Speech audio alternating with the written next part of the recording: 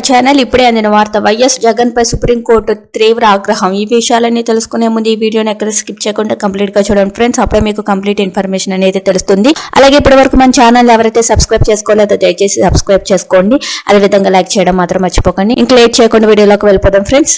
జగన్ అక్రమాస్తుల కేసులోని వివిధ వ్యక్తులు దాఖలు చేస్తున్న దరఖాస్తులతో సంబంధం లేకుండా విచారణ కొనసాగించాలని సుప్రీంకోర్టు న్యాయమూర్తి జస్టిస్ సంజీవ్ ఖన్నా ఆదేశించారు. మాజీ ముఖ్యమంత్రి జగన్మోహన్ రెడ్డి అక్రమాస్తుల కేసు విచారణలో జాప్యం జరుగుతుందన్న వాటి విచారణను వేరే రాష్ట్రానికి బదిలీ చేయాలంటూ వైకాపా ఎంపీగా ఉన్నప్పుడు రఘురామకృష్ణరాజు దాఖలు చేసిన కేసులపై జస్టిస్ సంజయ్ కుమార్, జస్టిస్ మహాదేవులతో కలిసి బుధవారం ఆయన విచారణ చేపట్టారు. రఘురామ తరపున న్యాయవాది వాదనలు ప్రారంభిస్తూ జగన్ అక్రమాస్తుల కేసులోని విచారణలో ఎలాంటి పురోగతి లేదన్నారు. సిబిఐ దాఖలు చేసిన అఫిడవిట్లోని 12వ పేరా చూస్తే దిగ్భ్రాంతికి గురవుతారని పేర్కొన్నారు.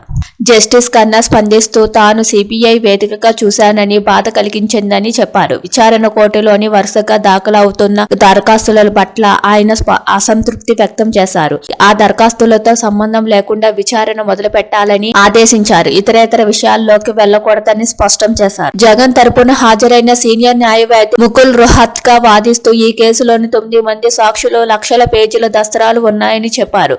కేసుల విచారణలో అలాంటివన్నీ ఉంటాయని, అందువల్ల సిబిఐ ఈ కేసు కోసమే ప్రత్యేక న్యాయవాదిని ఏర్పాటు చేసి ముందుకెళ్లాలని జస్టిస్ ఖన్నా సూచించారు. సుప్రీంకోర్టు ఆదేశాల మేరకు ఈ కేసును రోజువారీ విచారణ చేపట్టాలని హైకోర్టు ప్రధాన న్యాయమూర్తి ఆదేశించారని రోహత్గా గుర్తు చేశారు. చూస్తున్నారు కదా ఫ్రెండ్స్, ఇలాంటి లేటెస్ట్ వీడియోస్ కోసం మన ఛానల్ ని లైక్ చేయండి, షేర్ చేయండి, సబ్స్క్రైబ్ చేసుకోండి. అలాగే బెల్ ఐకాన్ ని ప్రెస్ చేయండి. Thank you for watching.